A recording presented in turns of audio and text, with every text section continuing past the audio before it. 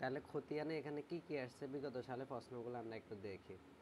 যেমন এটা হচ্ছে যায় মার্কেটিং ডিপার্টমেন্টে 19 সালে, কেমন? এখানে কি কি আছে প্রশ্ন? বলছে যে ক্যাশের ডেবিট যে দিছে, তারপর হচ্ছে যায়, আচ্ছা এখানে কি তিনটা জাবেদানি দিছে এগুলো, ক্যাশ ডেবিট অ্যাডমিশন রেভিনিউ, আচ্ছা একটা, তারপর হচ্ছে insurance expense debit cash credit আরেকটা জাবেদা, 30 তারিখে একটা জাবেদা কি দিছে, salary expense debit cash credit. এখন আমাদেরকে কি বলতে বলছে, কি করতে বলছে, ইনস্ট্রাকশন দিচ্ছে যে post 3 entries to the T account. আচ্ছা আমাদের মনে রাখতে হবে যে খতিয়ানের দুইটা ঘর আছে, একটা হচ্ছে সলোমান জের শখ আর একটা হচ্ছে টি শখ। তবে আমাদেরকে যদি কিছু না বলে তাহলে আমরা সলোমান জের করব, কেমন? আর যদি টি শখ বলে দিত তাহলে টি শখে করতে হবে। এখন যদি কিছু না বলে আমি কি টি শখ করতে পারবো? কিছু না করলে দুটাই করা যায়, টি শখও করা যায়, সলোমান জের শখও করা যায়। তবে সলোমান জের শখে একটু সময় কম লাগে, টি শখে একটু সময় বেশি লাগে, এটা হচ্ছে মূল কথা। আচ্ছা আমাদেরকে যেহেতু এখানে টিসক করতেই বলছে, তাহলে তো আমাদেরকে কিছু করারই নাই, টিসকই করতে হবে। তো টিসক করার ক্ষেত্রে আমাদেরকে কি করতে হবে? এই ঘরটা অলরেডি আমরা পারি, আমাদেরকে পুরা ঘরকে দুইটা ভাগ করতে হবে। আর দুই ভাগ করলে এটা টি এর মতো আকার ধারণ করাতে, এই জন্য এই শখের নাম দিচ্ছে হচ্ছে টি শখ। আচ্ছা এরপর আমরা কি করব, দুই দিকে টাকা তারিখের ঘর, দুই দিকে বিবরণের ঘর, দুই দিকে টাকার ঘর থাকবে। মানে এক পাশ যেভাবে ভাগ করব অপর পাশও সেমভাবে ভাগ করব। তারিখের টাকা থাকবে, বিবরণের টাকা থাকবে, রেফারেন্সের ঘর থাকবে, তারপর টাকা, তারিখ, বিবরণ, তারপর রেফারেন্স, তারপর টাকা। সেম এই পাশেও সেম ঘর হবে, কেমন? আচ্ছা এখন আমাদের কথা হচ্ছে যে কার খতিয়ান করতে বলছে। বলছে যে post this entries to the T account the general ledger. আচ্ছা কি বলছে, determine the ending balance in the cash. তাহলে ক্যাশের খতিয়ান করতে বলছে। এখন আমরা এখানে দেখি তো আমাদের যে জাবেদা আছে না, এখানে ক্যাশ কয়বার আছে? আমাদের যে তিনটা জাবেদা আছে না, এখানে ক্যাশ কয়বার আছে? এখানে একবার, 15 তারিখে একবার, 30 তারিখে একবার, তাহলে কয়বার আছে ক্যাশ? এটা 3বার। এখন আমরা যদি লক্ষ্য করি 5 তারিখে ক্যাশ কোন দিকে আছে? ডেবিট দিকে, ঠিক না?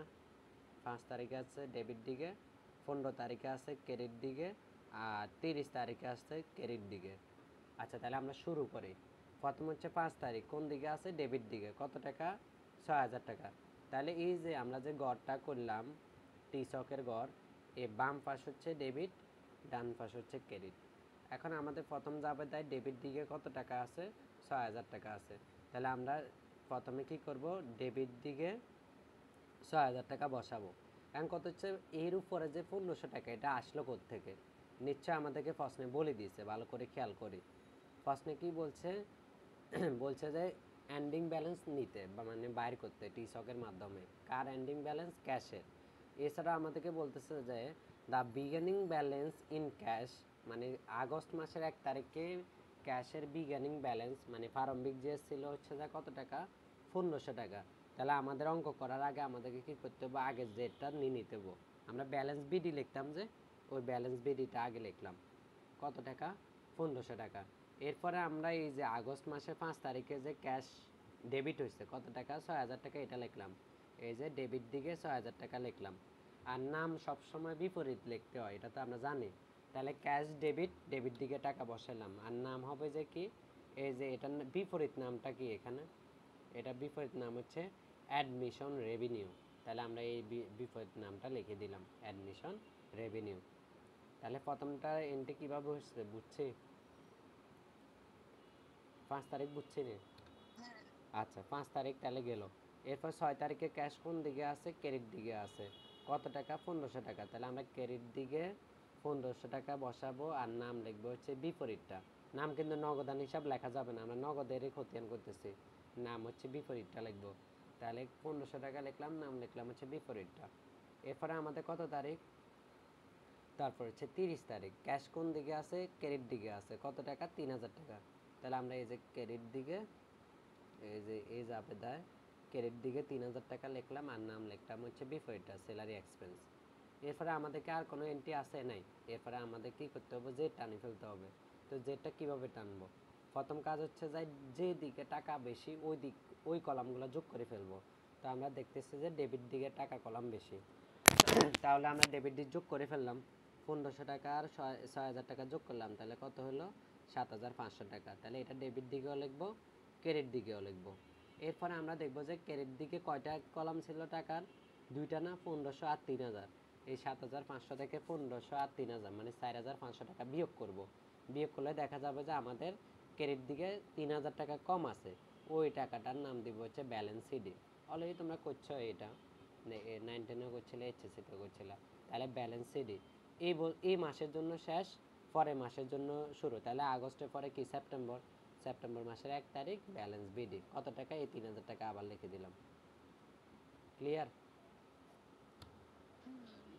আচ্ছা ঠিক আছে, এটা তো গেল। এটা এত সহজ অবশ্য আসবে না, এত সহজ সরল কখনো অঙ্ক হয় না, কেমনে দিয়ে দিছে আর কি বলে। আর একটু বড় সড়ো আসবে।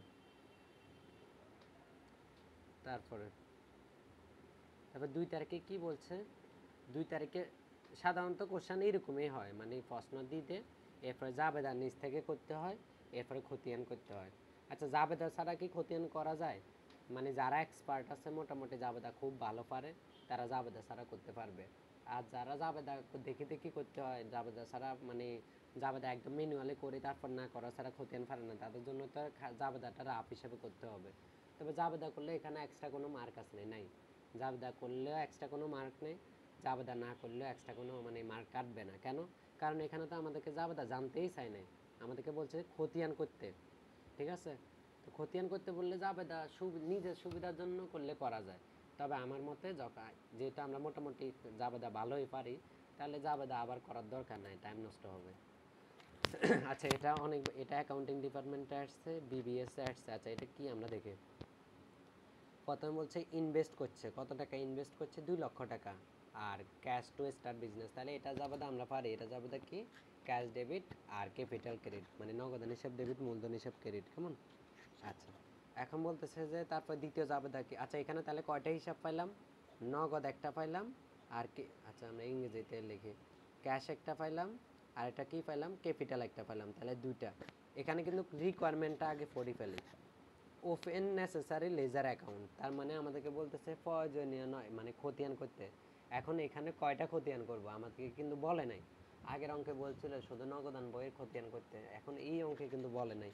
তাহলে আমাদেরকে কি করতে হবে? যতগুলো হিসাব আসবে সবগুলার খতিয়ান করতে হবে। এখন ভাইয়া যদি ক্যাশ অনেকবার আসে, ক্যাশ সবগুলোর জন্য একবার। ক্যাপিটাল যদি আরও আসে, ক্যাপিটাল সবগুলোর জন্য একবার। সাধারণত ক্যাপিটাল আর আসবেও না। আচ্ছা, আমরা দেখি এখানে কয়টা হিসাব হয়। দ্বিতীয়টা কি বলছে? পার্সেস সাপ্লাইজ ফর কত টাকা? 30,000 টাকা।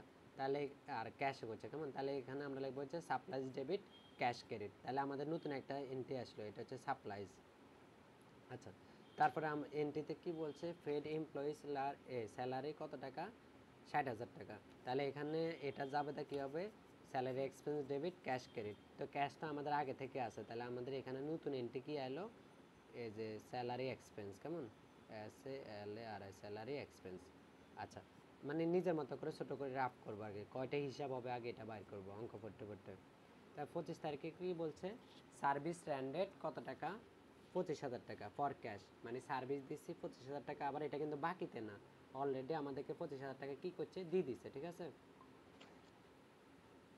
আচ্ছা, তাহলে আমরা কত টাকা সার্ভিস দিচ্ছি? 25,000 টাকা। আবার এটা বিপরীতে আমাদেরকে ক্যাশও দিয়ে দিছে, তাহলে এটা যাবে তা কি হবে? Cash debit, service revenue credit. তাহলে ক্যাশ তো আগে থেকে হিসাব আছে, তাহলে আমাদের এখানে নতুন করে একটা আসবে, এটা কি? Service revenue. ঠিক আছে, তারপরে সাপ্লাইজ অফ টাকা কত টাকা? 10,000 টাকা হ্যাজ বিন ইউজ। তাহলে আমরা কি করছি? সাপ্লাইজ 10,000 টাকা ইউজ করে ফেলছি। 12 তারিখে যে জাবেদাটা আমরা দিচ্ছি না, ওটা দিচ্ছি হচ্ছে সাপ্লাইজের জাবেদা। আর 31 তারিখে জাবেদা, এটা কি হবে? সাপ্লাইজ। তখন 31 তারিখে কি হয়েছে? সাপ্লাইজ খরচ বাড়ি গেছে, সাপ্লাইজ কমে গেছে, ঠিক না? সাপ্লাইজ ইউজড হয়েছে মানে কি? ব্যবহার হয়েছে। তাহলে 31 তারিখে নতুন জাবেদা কি হবে? সাপ্লাইজ এক্সপেন্স ডেবিট, সাপ্লাইজ হিসাব ক্রেডিট। এখন তাহলে আমাদের এখানে আরেকটা জাবেদা মানে নতুন একটা এন্ট্রি আসলো, এটা হচ্ছে সাপ্লাইজ এক্সপেন্স। তাহলে মোট কয়টা এন্ট্রি হলো দেখি তো? একটা, দুইটা, তিনটা, চারটা, পাঁচটা, ছয়টা। তাহলে আমাদের কয়টা কয়টা খতিয়ান করতে হবে? 6টা খতিয়ান করতে হবে। আর যারা মানে মুখে মুখে জাবেদা করতে অসুবিধা, তারা ওদের মতো করে ওয়ার্কিং করে নিবা, মানে জাবেদা করে নিবা। এখন দেখো তো এই জাবেদার মধ্যে ক্যাশ কয়বার আছে? ক্যাশ একবার, দুইবার, তিনবার, চারবার। এই চারবারের জন্য একটা খতিয়ান। ক্যাশ যতবারই থাকুক একটা খতিয়ান। তারপরে তাহলে ক্যাশের জন্য একটা, ক্যাপিটালের জন্য একটা, দুইটা, সাপ্লাইজের জন্য একটা, তিনটা, স্যালারি এক্সপেন্সের জন্য একটা, 60টা। ক্যাশ তো আগে থেকে দিলাম। সার্ভিস রেভিনিউর জন্য একটা, 5টা। তো সাপ্লাইজ এক্সপেন্সের জন্য একটা, 6টা। আর সাপ্লাইজ তো আগেরই আসছিল এই যে। তাহলে মোট কয়টা খতিয়ান হবে বলো তো? 6টা খতিয়ান হবে। এখন তুমি এখানে দেখো তো খতিয়ানে কোনো স্পেসিফিক ঘরের কথা উল্লেখ করছে তোমার এখানে? বলছে এটা টিসক করতে হবে বা চলমান জের করতে হবে, বলছে কি না? না। তাহলে আমরা আমাদের সুবিধা মতো, যেটা আমাদের সুবিধা মনে হয় ওটা করব। তবে আমার পরামর্শ হচ্ছে চলমান জের করিও, তাহলে মানে তাড়াতাড়ি করতে পারবা, সময় বাঁচবে। তাহলে আমরা চলমান জেরে কয়টা ঘর করে ফেলবো? 6টা। এই যে 6টা ঘর করে ফেললাম, ভালো করে খেয়াল করো। ক্যাশের জন্য একটা, ক্যাপিটালের জন্য একটা, তারপর সাপ্লাইজের জন্য একটা, স্যালারি এক্সপেন্সের জন্য একটা, সার্ভিস রেভিনিউর জন্য একটা, আর সাপ্লাইজ এক্সপেন্সের জন্য একটা। 6টা করলাম। এই অঙ্কগুলা কিন্তু সময় লাগে, কিন্তু একদমই সহজ সরল, কোনো ফ্যাঁস গোছ নাই। সময় লাগবে না, তোমরা একটা একটা গড় করতে যাইও না। এক পৃষ্ঠা সবগুলা গড় এক টানে করে ফেলবা। যেমন আমি হলে কি করতাম, এখানে এক পৃষ্ঠা টানা 6টা, মানে 4টা থেকে 5টা গড় করতাম। কারণ এখানে তো 1 লাইন 2 লাইন লাগবে। তো এই পুরো পৃষ্ঠা এত নকশা করার তো দরকার নেই, এক টানে করে ফেলবা। আচ্ছা, এখানে 6টা গড় হবে, যেটা বুঝছো কেন 6টা? মানে আমরা জাবেদা করলাম, জাবেদা থেকে 6টা গড় পাইলাম। এবার আমরা একটা একটা করে করি। আচ্ছা, নগদেরটা বাদ দিই, নগদেরটা পরে করব। প্রথমে আমরা ক্যাপিটালেরটা করে ফেলি। দেখো তো ক্যাপিটালে এই অঙ্কে কয়বার আছে? একবার না, শুধু প্রথম এন্ট্রিতে না, মানে জুলাই মাসের 1 তারিখেই তো। আর আছে ক্যাপিটাল কি আর আছে? একটাই কিন্তু, ঠিক না? আচ্ছা, এখন ক্যাপিটাল এটা কোন দিকে আছে? ক্রেডিট দিকে না? কত টাকা? 2 লক্ষ টাকা। তাহলে আমরা ক্রেডিট টাকা ক্রেডিট জের বসাবো। এই যে ক্যাপিটালে করে ক্যাপিটাল, এই যে ক্যাপিটালের এখানে ক্রেডিট টাকা ক্রেডিট জের। আর নাম দিব কি? নাম হচ্ছে বিপরীতটা ক্যাশ। আর এটা গড়, এটা সবাই পারোনি। গড়টা একবার বলে দিই, গড়টা কেমনে করতে হবে। প্রথমে আমরা এরকম করে বক্স করব। তারপর টাকার গড় 60টা দিব। একটা হচ্ছে ডেবিট টাকা, একটা হচ্ছে ক্রেডিট টাকা। তারপর ব্যালেন্স আছে না, ব্যালেন্স এটাকে 2 ভাগ করবে। একটা হচ্ছে ডেবিট ব্যালেন্স, একটা হচ্ছে ক্রেডিট ব্যালেন্স, মানে ডেবিট জের ক্রেডিট জের। আর এখানে ক্যাপিটাল ক্রেডিট টাকা, তো সেজন্য আমরা ক্রেডিট টাকা ক্রেডিট জের বসালাম। আর নাম বসালাম বিপরীতটা, নগদান হিসাব। বুঝছো? এটা বুঝছি কিনা আমরা? আচ্ছা, এরপরে আমাদেরকে বলতেছে সাপ্লাইজেরটা। দেখো তো এখানে সাপ্লাইজ কয়বার আছে? এই অঙ্কে সাপ্লাইজ কয়বার আছে? এই যে জুলাই মাসের 12 তারিখে একবার সাপ্লাইজ আছে, আবার জুলাই মাসের 31 তারিখে একবার সাপ্লাইজ আছে। তাহলে সাপ্লাইজ কয়বার আছে এখানে? 2বার, ঠিক না? 2বার। একবার হচ্ছে ডেবিট, আর একবার হচ্ছে ক্রেডিট। তাহলে আমরা প্রথমে কি করব? ডেবিট টাকা ডেবিট জেল লিখব। তাহলে আমাদের এই যে সাপ্লাইজের এখানে ডেবিট টাকা ডেবিট জেল 30,000, নাম হচ্ছে বিপরীতটা ক্যাশ। এরপর 31 তারিখে আমাদেরকে কি বলছে? এই জাবেদাটা কি ছিল 31 তারিখে? সাপ্লাইজ ক্রেডিট কত টাকা? 10,000 টাকা। তাহলে আমরা এই যে সাপ্লাইজ ক্রেডিট থেকে 10,000 টাকা বসাইলাম। আর নাম বসাবো হচ্ছে বিপরীতটা সাপ্লাইজ এক্সপেন্স। এখন এবার মানে টাকার হিসাব কিভাবে করব? আগে ছিল ডেবিট দিকে 30,000, আমাদের 10,000 টাকা সাপ্লাইজ কমে গেছে, তাহলে 30 থেকে 10 চলে যাবে, আর কত থাকবে? 20,000। ঠিক আছে? আমার গলাটা একটু বসে গেছে, আমার কথা বুঝতেছ না তোমরা? বুঝতে অসুবিধা হওয়ার? আচ্ছা, তাহলে দেখেন এটা সাপ্লাইজ বুঝছেন? আচ্ছা, এবার সাপ্লাইজ বুঝলে আমরা এই স্যালারি এক্সপেন্স, তারপরে service revenue, service supplies expense, এগুলো বুঝিয়ে দিতে হবে নাকি নিজ থেকে পারবা? পারবো। এবার দেখি ক্যাশেরটা পারেন কিনা, ক্যাশ। আচ্ছা, আমি এই যে জাবেদাতে রাখলাম, দেখি ক্যাশেরটা নিজেরা করতে পারেন কিনা। প্রথমে আমরা গড় করলাম, ক্যাশেরটা আমি বুঝিয়ে দিতেছি। দেখো, প্রথমে আমাদের গড় করার দরকার, গড় করলাম, ঠিক আছে? এরপর দেখলাম যে জাবেদার মধ্যে ক্যাশ কয়বার আছে, বাইর করি। একবার, দুইবার, তিনবার, 4বার। কয়বার আছে ক্যাশ? 4বার।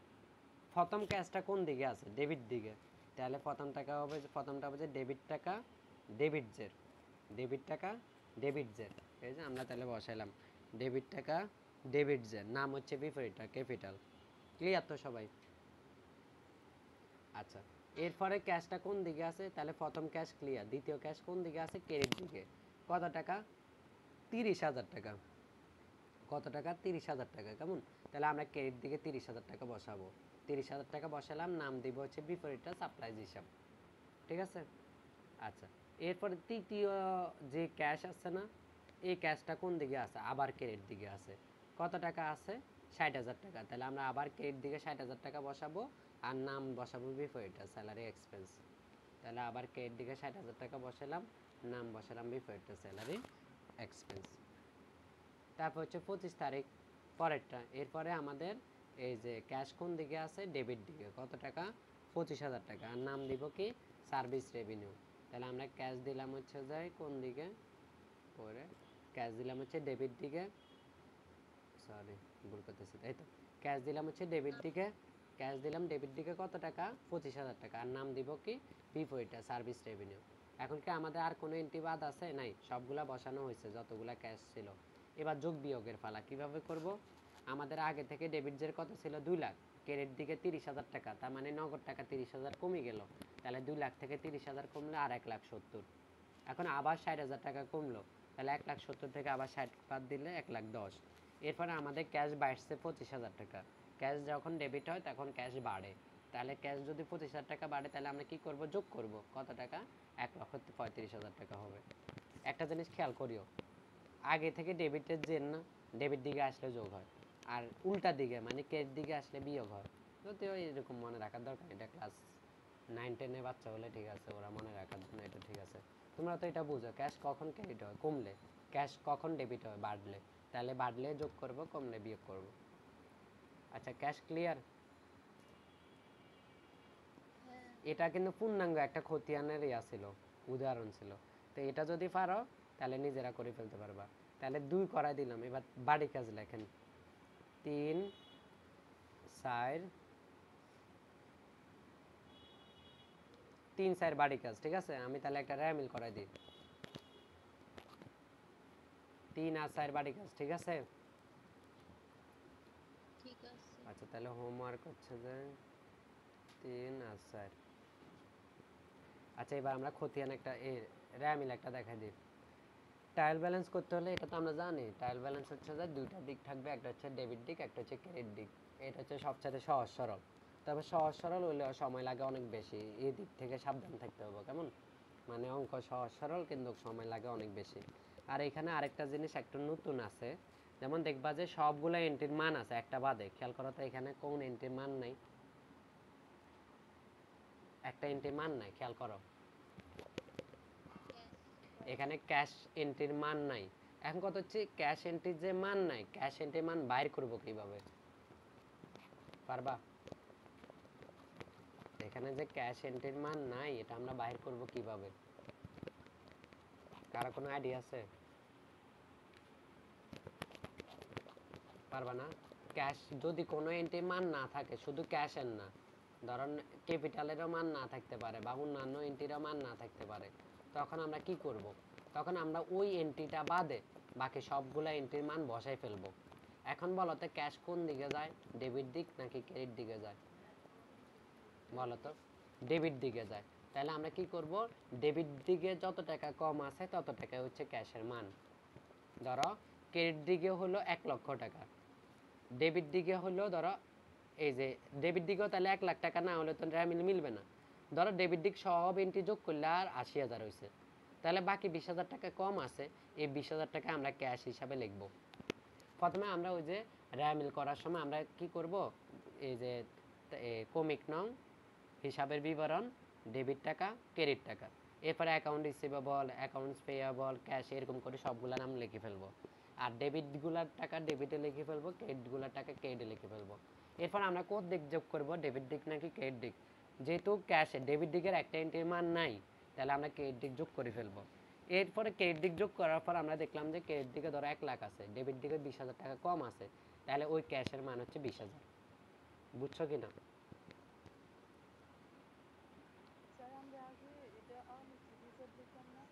আচ্ছা, আমরা তো আগে এটা অনিশ্চিত হিসাব লিখতাম। ধরো আগে আমরা কি করতাম, সব বসাইলাম, সব এন্ট্রি বসাইলাম, সব এন্ট্রি বসানোর পরে দেখতেছি যে এক পাশ মানে যে কোনো এক পাশে টাকার গোলমাল আছে, তখন আমরা কি করতাম নিচ থেকে মানে অনিশ্চিত হিসাব একটা আনি ওটারে মিলাই দিতাম। এখানে তো টাকার এন্ট্রিতে মানে এখানে তো তোমার মানে দুই পাশে সব এন্ট্রি বসানো হয় নাই, ক্যাশ তো মানে ওরা তো তোমার বলেই দিছে একটা এন্ট্রির নাম হচ্ছে ডেবিট দিকে, একটা এন্ট্রির নাম হচ্ছে ক্যাশ, ওই ক্যাশের টাকা নাই, তো ওই ক্যাশের টাকাটা তুমি কিভাবে বাইর করবা, এই দুই পাশে পার্থক্য। আর যদি এখানে ধরো ক্যাশও আছে ক্যাপিটালও আছে সব এন্ট্রি আছে কিন্তু তবুও মিলতেছে না, তখন যাই তুমি সাসপেন্স অ্যাকাউন্ট আনবা। আমার কথা বুঝছো কিনা? ধরো ক্যাশও আছে, দুইটা এন্ট্রির কথা মনে রাখবা, ক্যাশ আর ক্যাপিটাল বাদে কিন্তু অঙ্ক হয় না। আমার কথা বুঝছো কিনা? ধরো আরেকটা এন্ট্রি হতে পারে, এখানে তো ধরো স্পষ্ট বোঝা যায় ক্যাশ দিয়ে দিছে ক্যাশের টাকা নাই, কিন্তু কিছু কিছু ক্ষেত্রে ক্যাপিটাল কথাটা দিবে না, তোমারে না দিই দেখবা যে ক্যাপিটাল কোন দিকে বসে, ক্রেডিট দিকে, ক্রেডিট দিকে একটা এন্ট্রি কম আছে মানে কিছু টাকা কম আছে, তখন তুমি বুঝে নিতে হবে এখানে ক্যাপিটাল যেহেতু নাই আমার নিচ থেকে ক্যাপিটাল আনতে হবে এবং ক্রেডিট দিকে ওই যে পার্থক্যটা আছে টাকার পার্থক্য ওই টাকাটা বসাইতে হবে। আমার কথা বুঝছো? এতটুকু বুঝছেন নি? আচ্ছা, এরপরে তোমরা কোনটা ডেবিট কোনটা ক্রেডিট এটা তো আমার বেসিক যে শিটটা আছে না ওটা থেকে শিখতে আশা করি শিখছো। আর ওটা কিন্তু প্রিন্ট করিও না, প্রিন্ট করলে সমস্যা, পিডিএফ দেখে দেখে পড়া হয় না। আচ্ছা, অ্যাকাউন্ট রিসিভেবল ডেবিট কোন দিকে যাবে? ডেবিট, আচ্ছা র্যা মিলে দুইটার দিক, একটা হচ্ছে ডেবিট দিক একটা হচ্ছে ক্রেডিট দিক। ডেবিট দিকে কি কি যায় বলতে পারবা? যাবতীয় সম্পদ যাবে, যাবতীয় খরচ যাবে, যাবতীয় উত্তোলন যাবে, তাহলে অ্যাসেট এক্সপেন্স ড্রয়িং যাবে, কেমন? আর ক্রেডিট দিকে কি কি যাবে? যাবতীয় দায় যাবে, যাবতীয় আয় যাবে, আরেকটা কি যাবে বলো তো? যাবতীয় মূলধন যাবে, তাহলে লায়াবিলিটিস, ইনকাম, আর এটা হচ্ছে ক্যাপিটাল যাবে, কেমন? তাহলে আমরা লিখি কোনটা কোন হিসাব। অ্যাকাউন্ট রিসিভেবল কি অ্যাসেট না? এ। তারপর অ্যাকাউন্টস পেয়েবল কি দায়, তারপরে ক্যাশ হচ্ছে এ, ইকুইপমেন্ট হচ্ছে এ, তারপর গ্যাস অ্যান্ড ওয়েল এক্সপেন্স এটা তো এক্সপেন্স বলেই দিছে, তা ইন্স্যুরেন্স এক্সপেন্স এক্সপেন্সটা বলেই দিছে, নোটস পেয়াবল দায়, প্রিপেড ইন্স্যুরেন্স অগ্রিম যে কোনো খরচ আমাদের জন্য সম্পদ, সার্ভিস রেভিনিউ আয়, আয়কে তোমরা আয়ও দিতে পারবা আরও দিতে পারবা, কেমন তোমাদের ইচ্ছা।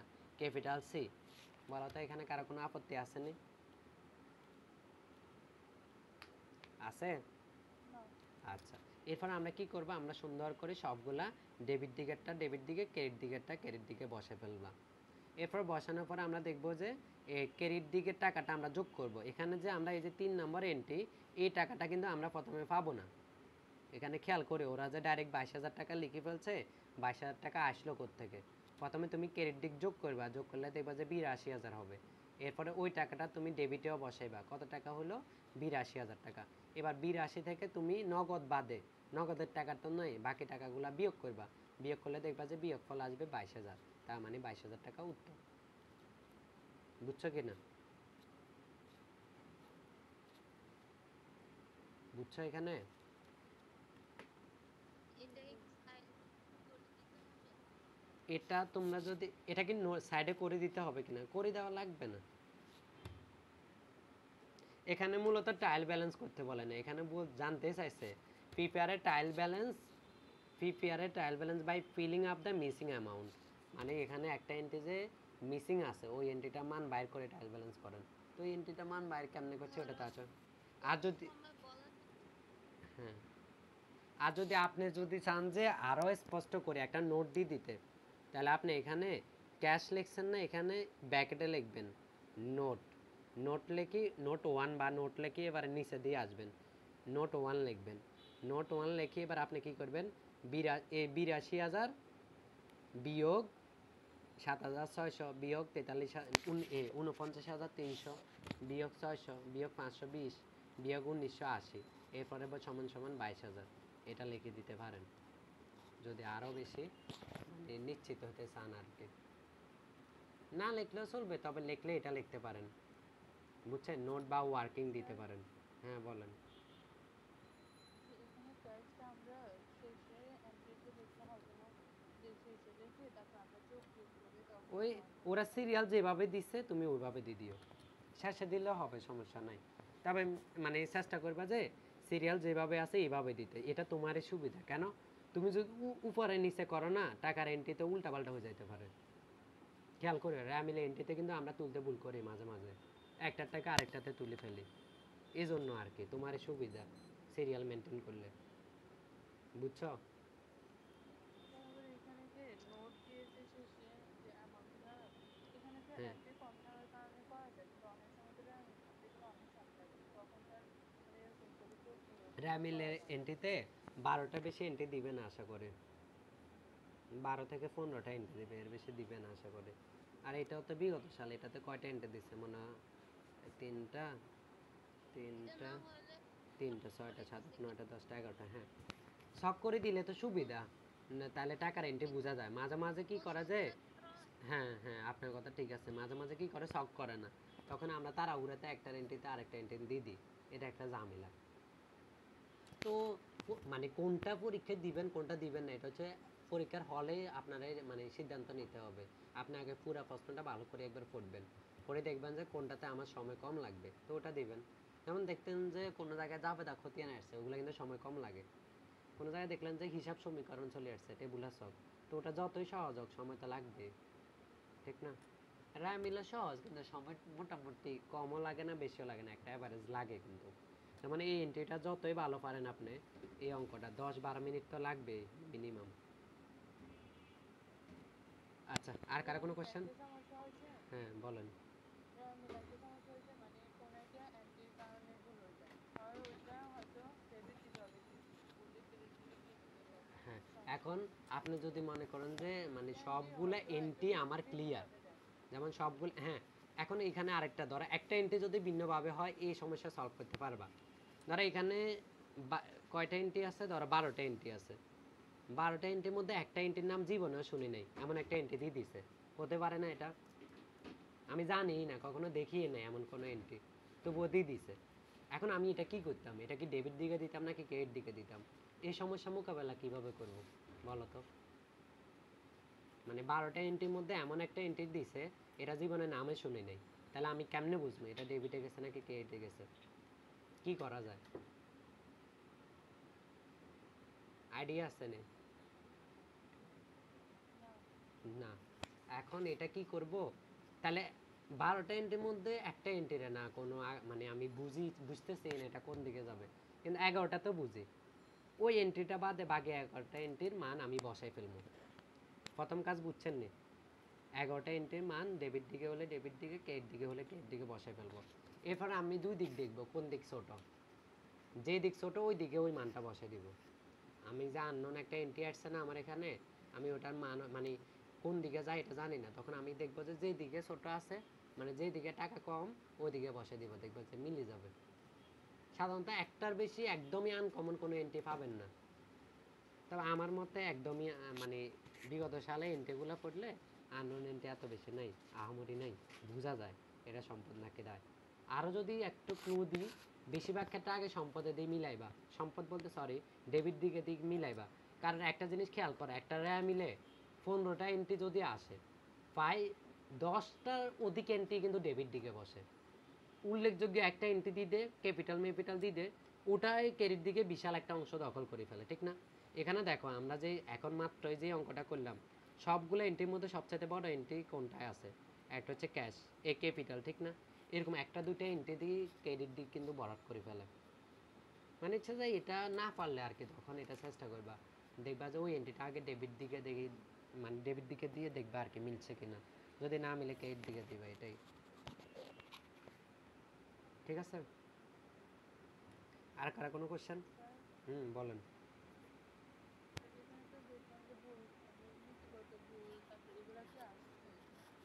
বিগত সাল যেমন করেন ধরেন না, যেমন ভুল এখানে এমসিকিউ আকারে ওই যে তোমাদের শর্ট কোশ্চেন আছে না, মানে 1 মার্কের শুরুতে যে 15টা না কয়টা কোশ্চেন আসে না, ওখান থেকে 10টা না 12টা দিতে বলে, তো ওখানে বলবে যে আর কি নীতিগত ভুল কি মানে কি, বা ধরেন 2 মার্কে বা 3 মার্কে কিছু কোশ্চেন আসে না, ওখানে এমন একটা কোশ্চেন হতে পারে, বলছে কিছু ভুল থাকা সত্ত্বেও রামিল মিলে যায়, ভুলগুলা ব্যাখ্যা করেন। তা আপনি বলছেন নীতিগত ভুল, পরিপূরক ভুল, বেদাখিলার ভুল, টাকার অঙ্কের ভুল, এরকম অনেকগুলা ভুল আছে, ঠিক আছে? ওগুলা অঙ্ক আকারে আসবে না আর কি, থিওরির জন্য আসবে, ঠিক আছে? স্যার, যদি থিওরিটা একটু মানে সময় করে পড়ার সমস্যা পড়াই হতো না, দিব ইনশাল্লাহ, তাহলে একটু পড়াই দিব। মানে কম। হ্যাঁ সমস্যা না, পড়াই দিব। সবচাইতে বেশি আসে হচ্ছে নীতিগত ভুল, নীতিগত ভুলটা মানে কি, কোনো সম্পদ ধরেন আমরা একটা অ্যাসেট ইকুইপমেন্ট ক্রয় করলাম, কত টাকা ক্রয় করলাম, ধরেন 1,00,000 টাকা। তো এটাকে আমরা যন্ত্রপাতি হিসাবে না লিখে ক্রয় হিসাবে লিখে ফেলছি, মানে পার্সেজের অ্যাকাউন্ট হিসাবে লিখে ফেলছি আর কি। তো ক্রয় হিসাবে লিখলে এটা ডেবিট দিকে যাব, আর কি বলে ইকুইপমেন্টে লিখলে এটা ডেবিট দিকে যাব।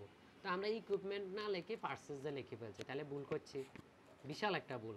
খরচের মানে সম্পদের খরচে লিখে ফেলছে, কিন্তু ভুল হলেও র্যামিলে কি সমস্যা হয়েছে, ডেবিট দিকে যেতে বসছে, মিলে গেছে না?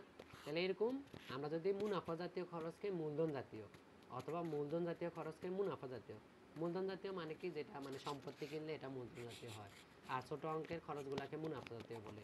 এরকম মূলধনকে যদি মুনাফায় লিখে ফেলি, অথবা মুনাফাকে যদি মূলধনে লিখে ফেলি, ওটাকে বলেছে নীতিগত ভুল।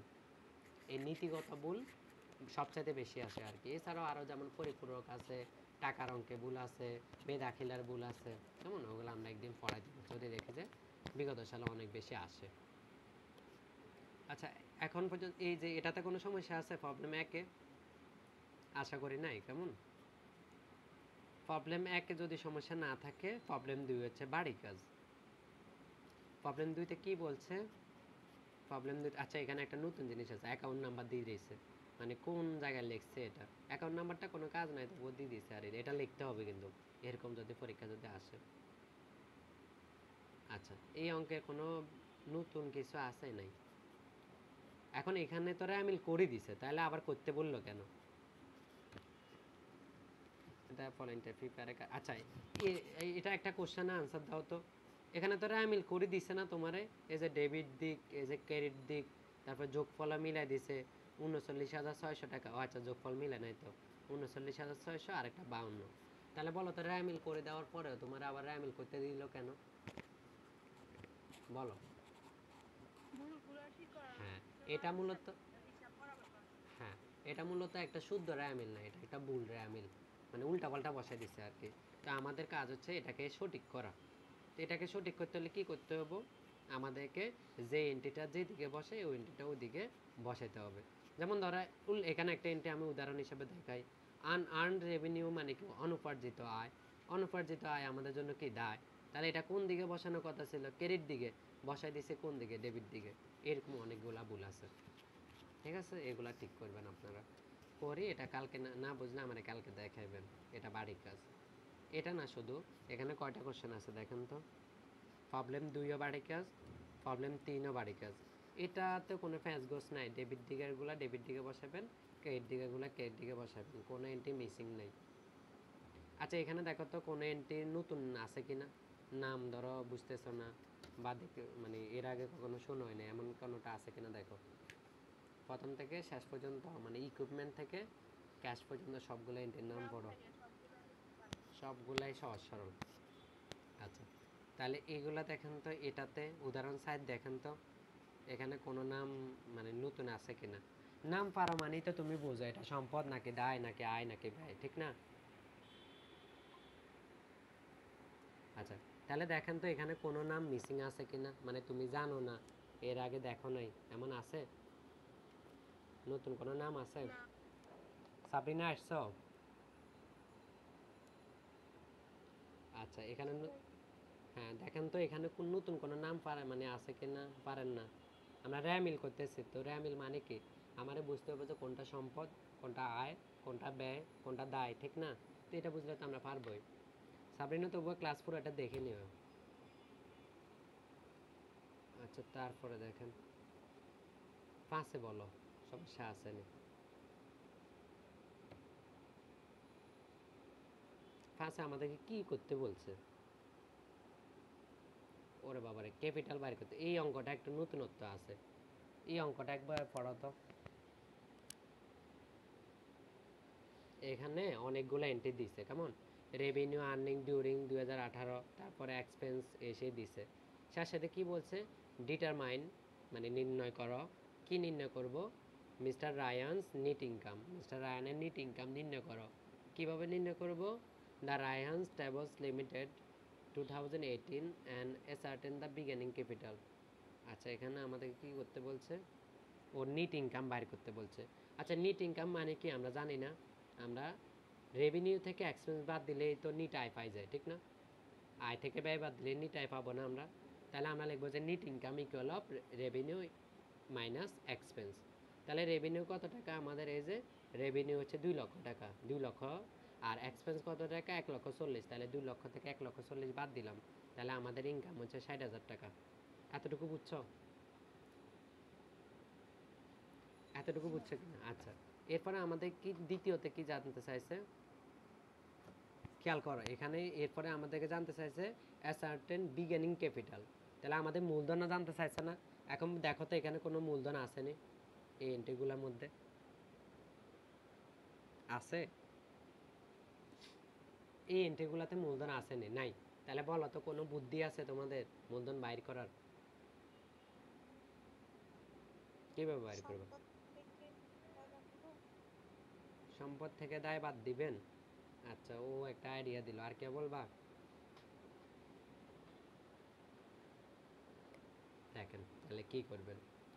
এখানে যেহেতু মূলধন নাই, তাহলে আমরা প্রথমে এই যে যে এন্ট্রিগুলো আছে না, এই এন্ট্রি, এখানে মোট 7টা এন্ট্রি আছে সম্ভবত, এই 7টা এন্ট্রির মান বসাইলাম এতটুকু পর্যন্ত। যেটা ডেবিটেডটা এটা ডেবিটেড, যেটা ক্রেডিটেডটা এটা ক্রেডিটেড। এখন কত হচ্ছে, আমাদের তো মূলধন নাই, তাহলে আমরা এটা কি করতাম? আমরা এই জন্য দেখবো যে ডেবিটেডটা ডেবিটে, ক্রেডিটটা ক্রেডিটে বসাইলে দেখবো যে ডেবিট দিকে টাকা হয়েছে 2,83,000 টাকা, কিন্তু ক্রেডিট দিকে টাকা কম হবে। যত টাকা কম হবে তত টাকা হচ্ছে মূলধনের ব্যালেন্স। আমার কথা বুঝছো কিনা? যত টাকা কম হবে ক্রেডিট দিকে, তত টাকা হচ্ছে মূলধনের জের। ঠিক আছে? এখানে মূলধনটা কিভাবে বের করবেন বুঝছেন? আমি ক্লাসের শুরুতে এই কথাটা কিন্তু বলছি। মানে একটা এন্ট্রি, একটা প্রতিষ্ঠানে 2টা এন্ট্রি পায় সব সময় থাকে, একটা হচ্ছে ক্যাশ আর একটা হচ্ছে মূলধন। যদি কখনো দেখেন যে মূলধন নাই, দুই পাশের টাকার কলামও মিলতেছে না, তখন আপনি ওই যে যত টাকা ক্রেডিট দিকে কম আছে ওটাকে মূলধন হিসাবে লিখে নেবেন। তো এখানে ওই অঙ্কটাই আসছে। এখানে যেহেতু ক্রেডিট দিকে টাকা নাই, ক্রেডিট দিকে 13,000 টাকা কম আছে, ওটাকে আমরা মূলধন হিসাবে জের হিসাবে লিখে ফেললাম। বুঝছেন? বলো এটা পারবা কিনা? পাঁচ পারবা? যদি পারেন কিন্তু 4 আর 5 অধ্যায় একসাথেই শেষ আজকে। আমরা কালকে কিন্তু অন্য মানে এই অধ্যায় সলভ করি, অন্য একটা অধ্যায় ধরবো। তারপরে 6 নম্বরটা একটু মোটা সোটা আছে, এটা বাড়ির কাজ। এখানে কোনো এন্ট্রি নতুন আছে কিনা বলো তো? এটা মনে হয় এর আগে পাও নাই, কোয়াইট আউট। আর কোনোটা?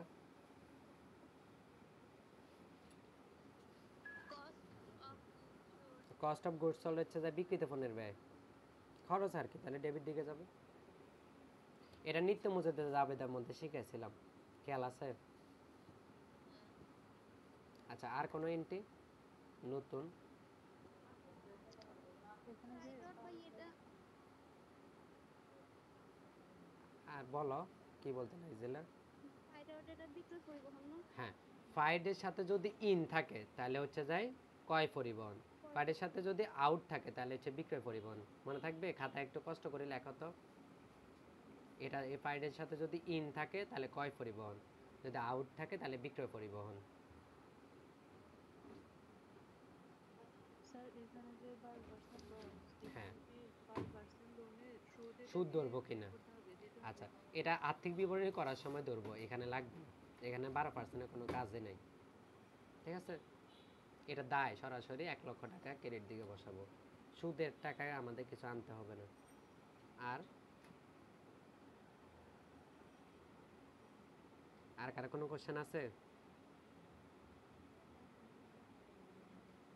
ভাইয়া, বলো। আমরা রায়া মিলে কি জানি শিখছিলাম, রায়া মিলে প্রারম্ভিক মজুদ না আসবে। হ্যাঁ, র্যাম মিললে 3টা জিনিস আসছে না।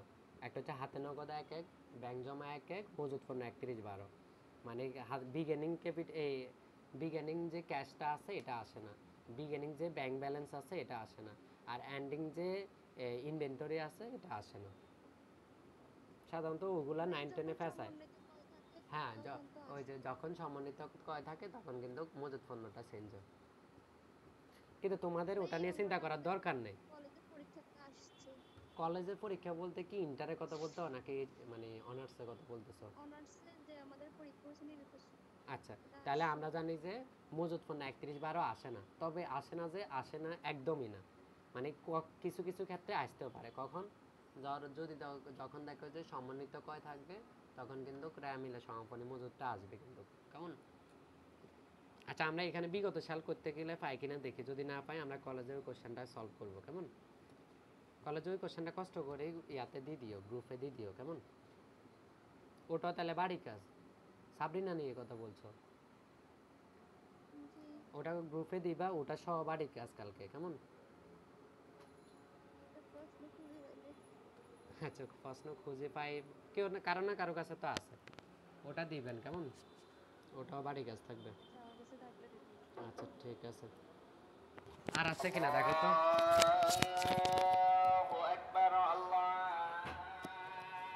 সাথে কোনো সমস্যা আছে কিনা দেখো। এখানে একটা মিসিং অ্যামাউন্ট আছে, ওই একই হুবহু একই ক্যাশেরটা। আচ্ছা, এটা তো হুবহু করাইছে, এখানে নতুন কিছু নাই আছে? কোনো এন্ট্রিতে দেওয়ার সমস্যা আছে? না। নাই। বুঝি না, আবার বলো।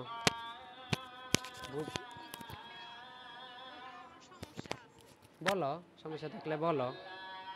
প্রবলেম 6-এ কি সমস্যা?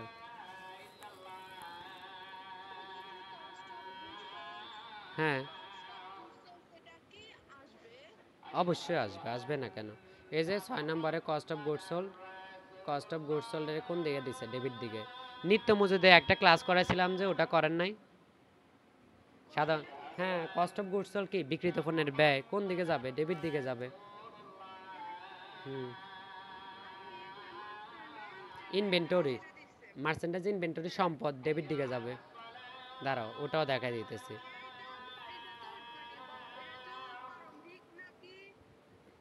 আচ্ছা, ওর একটা কোশ্চেন হচ্ছে, ভাইয়া এটা প্রারম্ভিক নাকি সমাপনী, বুঝমু কেমনে? এটা নিয়ে করতেছ? বলো, এটা আনসার কেউ দাও। এটা যে এটা সমাপনী বুঝছো কেমনে তোমরা? বলো, সাবরিনা বলো। কে নাই ক্লাসে? বলতেছি এ মার্চেন্ডাইজ ইনভেন্টরি, এটা তো নিশ্চয় সমাপনী, নলে তোরা আমি আসতো না। এখন এটা যে সমাপনী মজুদ বুঝছো কেমনে? এই যে বুঝছো এটা, এইবার জেসিকা ক্লিয়ার। এই যে বলেই দিছে 30 জুন 2016, তার মানে মাসের শেষেরটা এটা।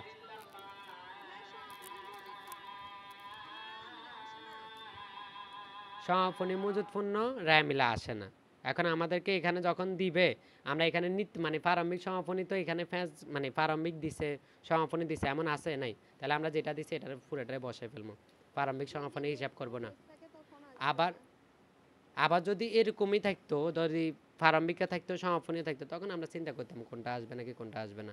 সাধারণত তোমাদের অঙ্কের ক্ষেত্রে মানে একটাই দিবে, যেটা আসবে ওটাই দিবে, দুইটা দিবে না। তোমাদের এখন পর্যন্ত কয়টা ম্যাথ করছে? 7টা না? 7টা ম্যাথের মধ্যে দেখবে এই প্যাঁচটা নাই, যেটা না ইন্টারমিডিয়েটে কিন্তু এটা অনেক বড় অঙ্ক।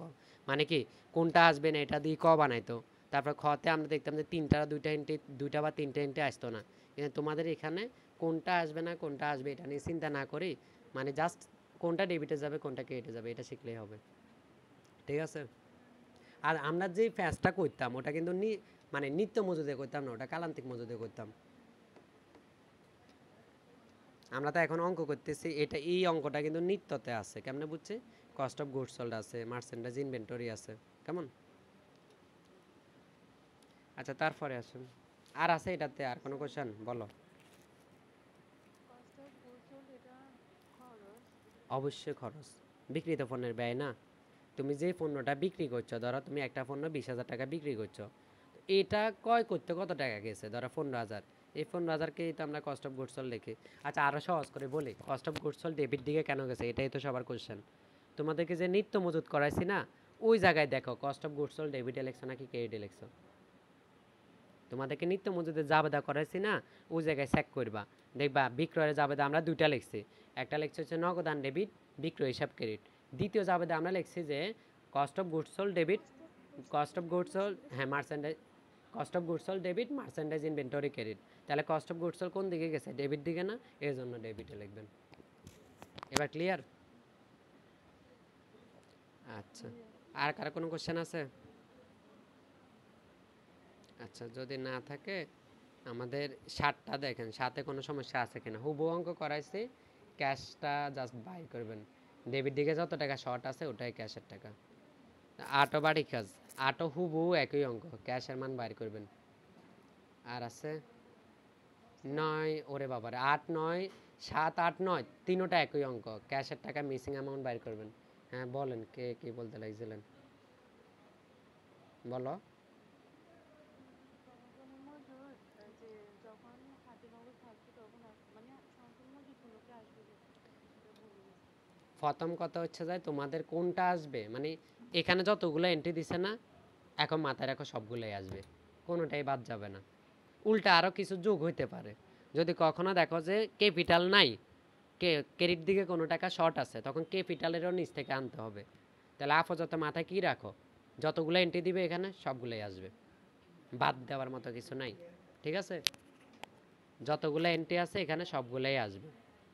ভাইয়া, বলো। আমরা তো ইন্টার অঙ্ক করছিলাম না যে দিকে টাকা কম ওইদিকে অনেক চিকিৎসা করছি, এখানে যে এন্ট্রিটা কারণ এখানে ক্যাশ নাই, তাহলে আমরা এদিক টাকা কম এখানে ক্যাশ থেকে দিব। হ্যাঁ, ধরো এই সুন্দর একটা কোশ্চেন করছো, ভালো।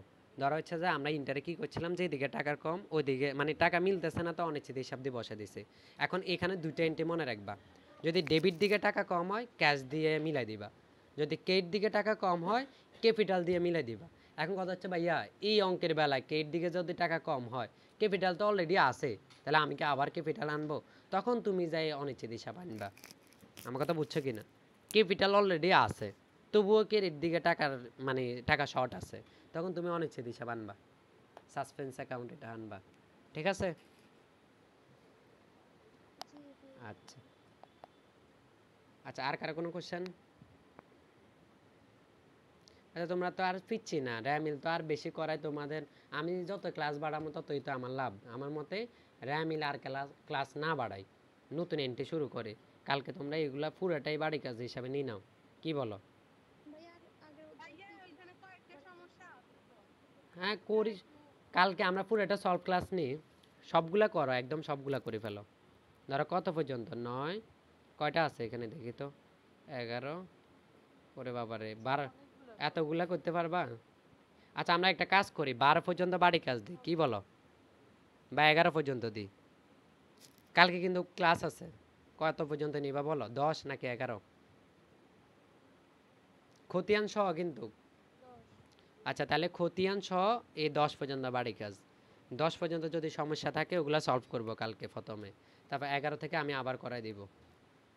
ভাইয়া 11 আপনি থেকে, কি খতিয়ান বলে ফেলছেন? আমি তো ভুলে হ্যাঁ গেছি। তুমি ওই যে রেকর্ডটা দেখে নিও, সাবরিনা না, তুমি আবার দেখে নিও, ঠিক আছে? আচ্ছা আমরা রেকর্ড এখানে অফ করে দিই।